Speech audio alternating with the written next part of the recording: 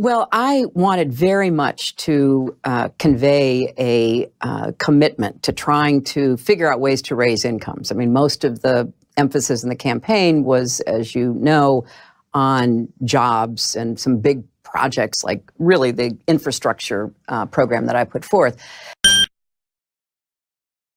So I looked at a couple of different approaches to what's called UBI, Universal Basic Income, you know, the experiments that have been tried elsewhere.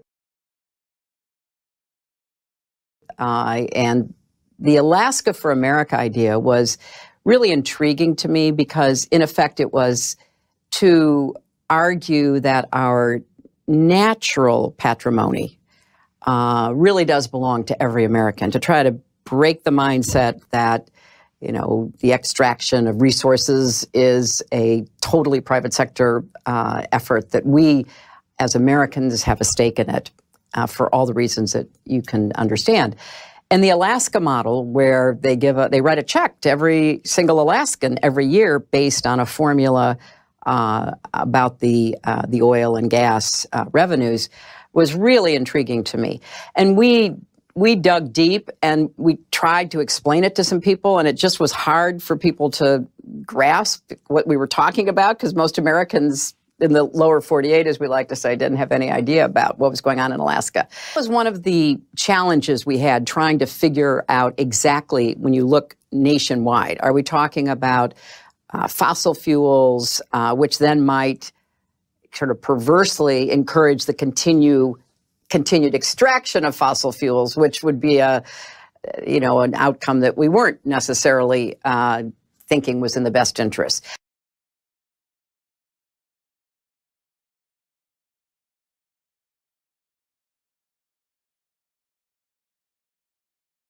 Other kinds of natural patrimony, whether it's, minerals or anything else that you could look at and say, extracting that, making a private profit off of that is really part of America's legacy. So there were lots of really interesting questions. We debated it for a very long time. Well, that certainly is a fair conclusion to draw from the way I try to raise the questions. I was running to succeed a two-term president from my own party, who I happen to believe did a really good job on some very difficult issues. And whether it was saving the economy, saving the auto industry,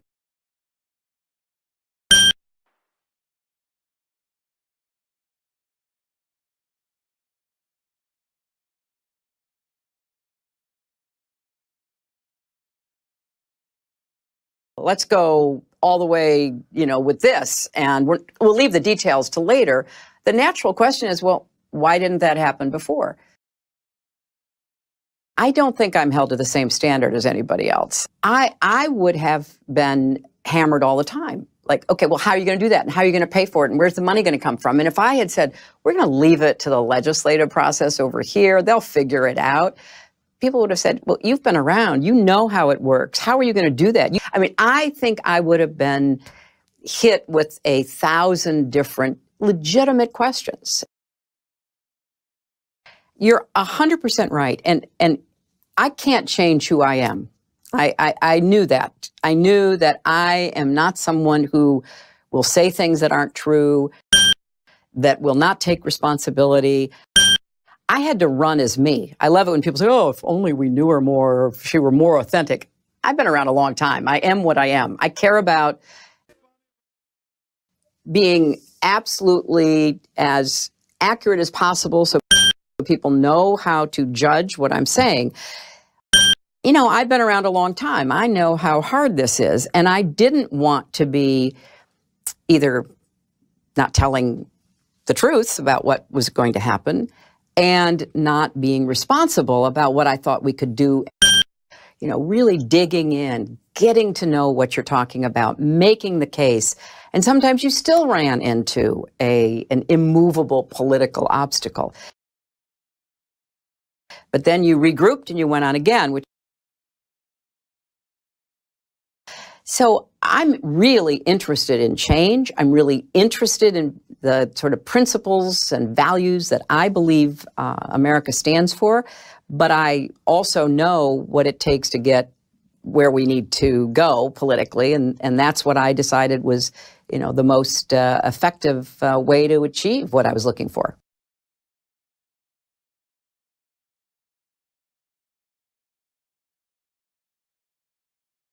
What do we do on the other side? Because we don't control the media environment the same way the right does. It's harder for our message to get out. So it's okay to say, all right, let's really work for change, but you're going to have to build an edifice. What? Really? Under that has the kind of hard-fought political realities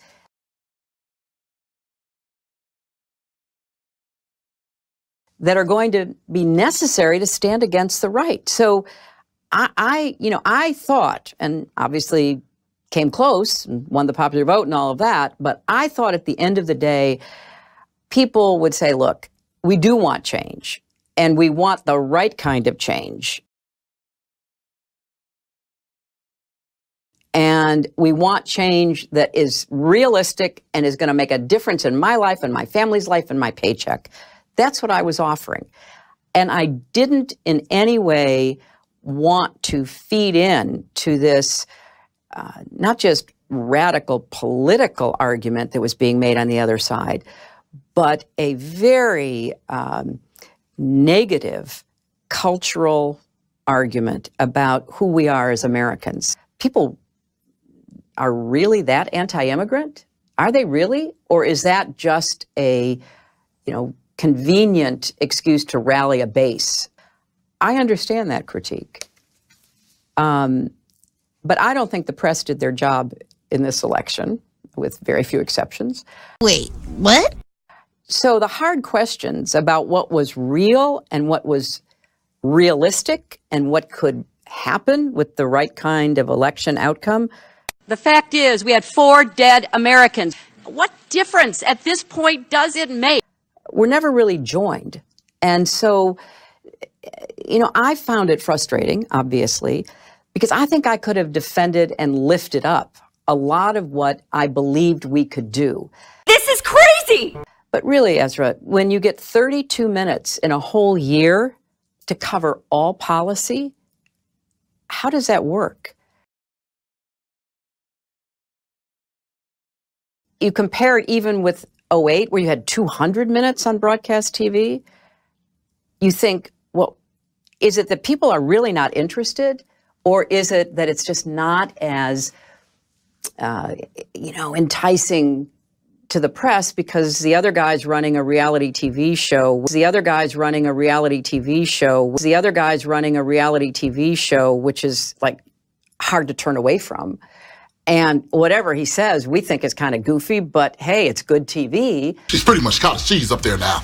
And she's over there saying, okay, here's how we're going to raise taxes on the wealthy, and here's what we're going to do to close loopholes, and here's why I think I can do it. And you know what? She's going to win anyway. So let's cover the other guy because he's a lot more fun.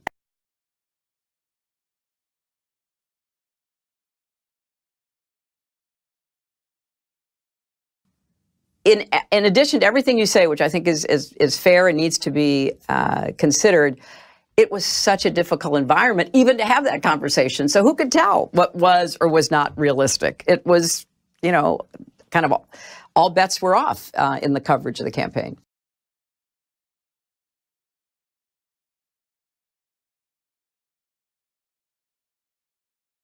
Well, I don't know what the particulars are. As you might remember, during the campaign, he introduced a single-payer bill every year he was in Congress. And when somebody finally read it, he couldn't explain it and couldn't really tell people how much it was going to cost. So I haven't seen whatever it is they're going to be introducing and signing on to. So I don't know.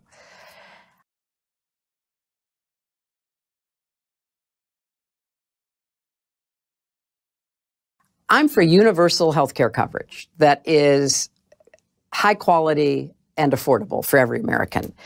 And I think there's a lot of ways of getting there that I've advocated for, to open up Medicare, to open up Medicaid, to, do more on prescription drug costs, to really make sure that we get costs down and we do everything we can to sort of break the stranglehold that a lot of the pharmaceutical companies, which are unfortunately still driving prices, have on healthcare costs. The goose that laid golden eggs. And I think it's going to be challenging if within that bill there are tax increases equivalent to what it would take to pay for single payer. And if you're really telling people, about half of the country, that they can no longer have the policies that they have through their employers. I've been down this road. This is not the first time we have tried to confront this. When I was working on healthcare back in 93 and 94, if we could have waved the magic wand and started all over, I said it numerous times, maybe we would start with something resembling single payer plus other payers, like some other countries that have universal coverage and are much better at controlling costs than we do, primarily in Europe. But we were facing the reality, talk about reality, we were facing the reality of not just strong, powerful forces, but people's own fears, as well as their appreciation for what they already had.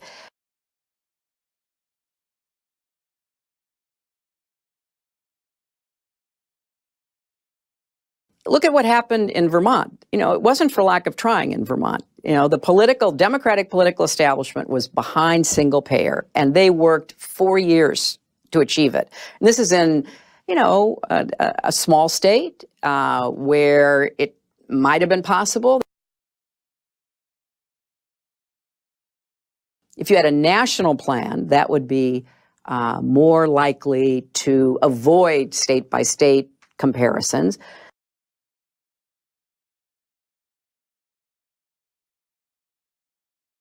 But I think it's going to be a big challenge. Our goal should be universal healthcare coverage, universal, affordable, quality healthcare coverage for everybody, bar none.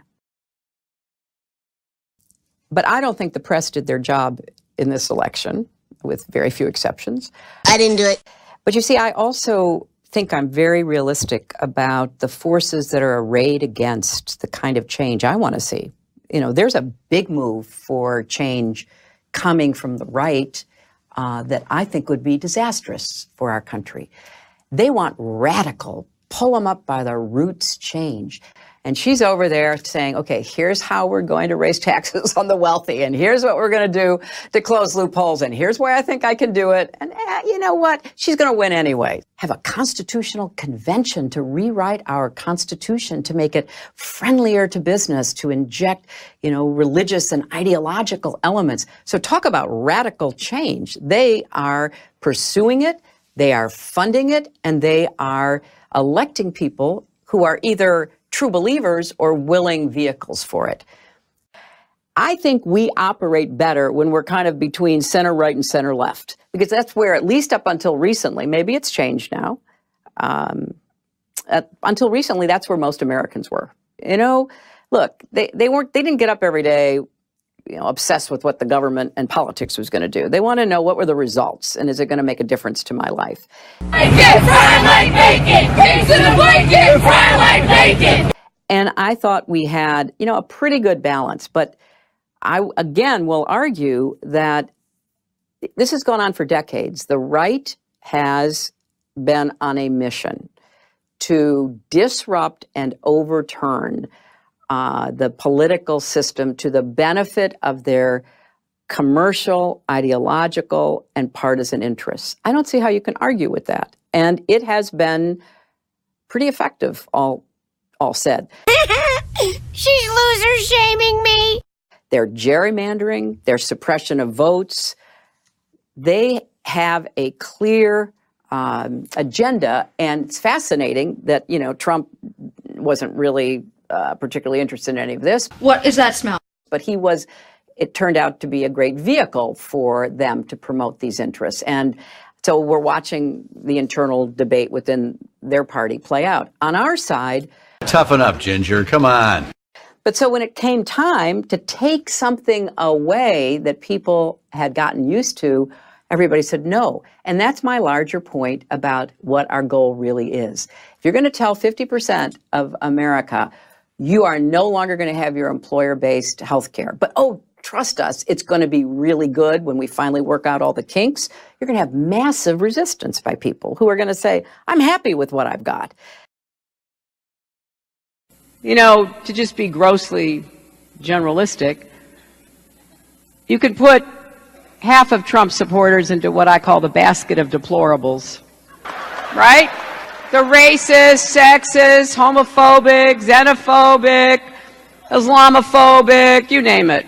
But if you say, you know what, we need to lower the age for Medicare, and here's how we can do that, and we need to continue the expansion of Medicaid, we will be at universal coverage.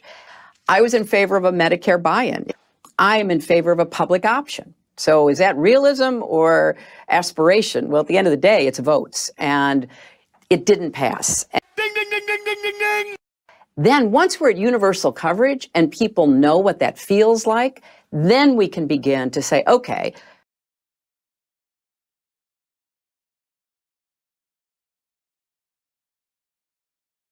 here's what we're going to do to make it work better, to get the costs down. I think that's, I think that's not just realistic. I think it's thrilling.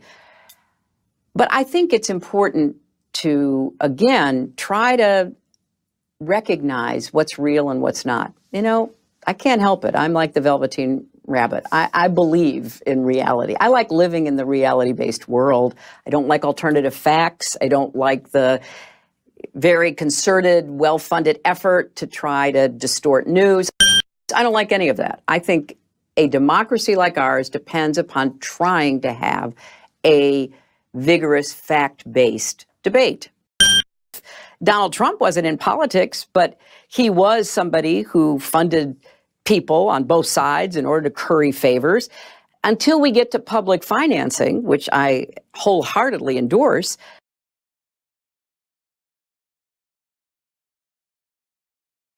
and we have this crazy system where you have to go out and raise the money. We don't have a party structure that funds campaigns. We don't have public financing.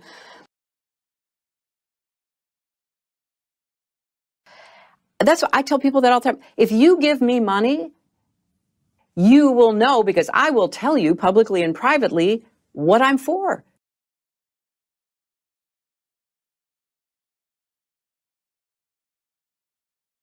So if you're in a high income tax bracket, I want to tax you. If you still want to give me money, you are going in with your eyes open.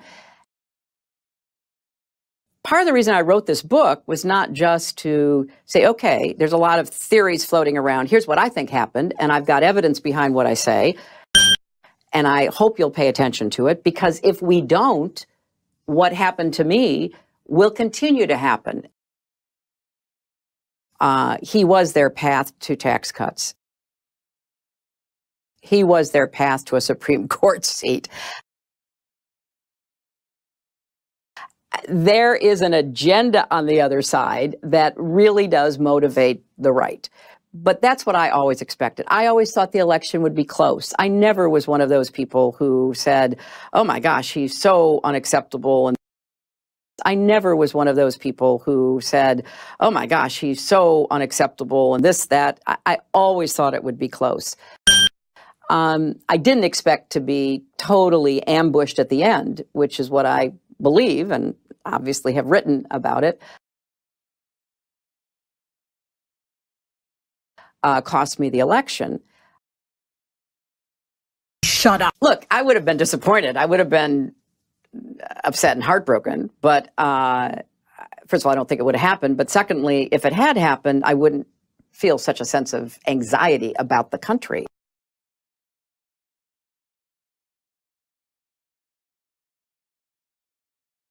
First of all, I don't think it would have happened. But first of all, I don't think it would have happened. But first of all, I don't think it would have happened. Well, I don't want to speculate like that, but I think the fact he emerged and the way he emerged, which was so unlike anybody ever getting a nomination in recent times, demonstrated the strength he had, which was really rooted in a very cynical assessment of how he could build a Republican majority. You could put half of Trump supporters into what I call the basket of deplorables, right? The racist, sexist, homophobic, xenophobic, Islamophobic, you name it. And unfortunately, there are people like that. I think that's part of his appeal, yes. And he was willing to play, let's not forget, Islamophobic politics, homophobic politics, sexist politics. I mean, he hit every single area of resentment and grievance that people were feeling. And his racism, which was endemic to his campaign, wasn't subtle at all. And there's now been so much analysis done since the election demonstrating clearly that, you know, so-called cultural / racial anxiety and prejudice was the primary driver. But gender is not the motivating factor that race was for President Obama. And so many women, and let's talk about white women, because that's the group of women that I lost, are really quite politically dependent on, you know, their view of their own security and their own position in society, what works and doesn't work for them. So, and we're talking predominantly about white women. Okay, she said, the research is really clear. The more professionally successful a man becomes, the more likable he becomes. The more professionally successful a woman becomes, the less likable she becomes. When a woman is advocating on behalf of others or working for someone and working hard for that person, the way I did as Secretary of State when I was so popular. The fact is, we had 4 dead Americans. What difference at this point does it make? In the public opinion polls, that is favorably received by people. But when a woman advocates for herself, so if I go and say to VOX, you know, I think Ezra deserves a raise, people say, boy, is she a good person. I mean, she's out there advocating for Ezra. If I go and I say, you know, I think I'm working really hard and I think I deserve a raise, it's like, wow, what got into her? What's the deal? So Cheryl ended describing all this to me by saying, remember, they will have no empathy for you. Now, I believe absent Comey,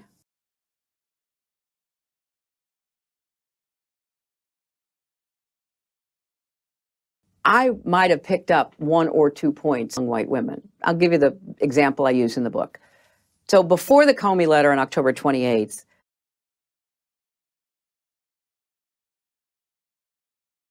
I was 26 points ahead in the Philadelphia suburbs. That could have only happened if I had a big vote from women, Republican women, independent women. And now researchers are starting to pull some of this together. You know, all of a sudden the husband turns to the wife, I told you, she's going to be in jail. You don't want to waste your vote.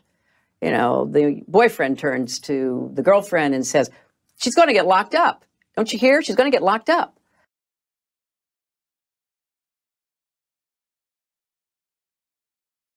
Look, I won in counties that produce 2/3 of the economic output in the United States. I won in places that were more on the optimistic side of the scale than the pessimistic side.